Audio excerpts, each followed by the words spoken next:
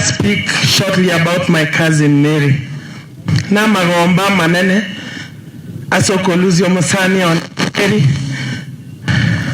She was very kind and a very nice person to me. Tigandeta magomba ye family ane, ye family ya Nyagarama, n'abantu banyamira, n'abantu bari amanoti, asanko Nyachae agachire igari yogisemba. Mary was my friend. Let her rest in peace. She used to tell me, "Bono mwano minto na waka noraiga. Na itobocha korusia yanga tobocha okoa." She was very smart.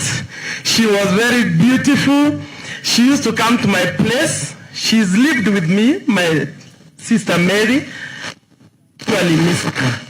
Asabana Brian, you know how we do it. They are very close to me. So for me, for today, the whole of Nyachae family, we mourn with you. And my beautiful, beautiful cousin, who used to tell Sagero, he doesn't know how to use cutlery. So in Serena, you leave, I eat, go say, I stop eating. So she was a very nice person. She was very trendy.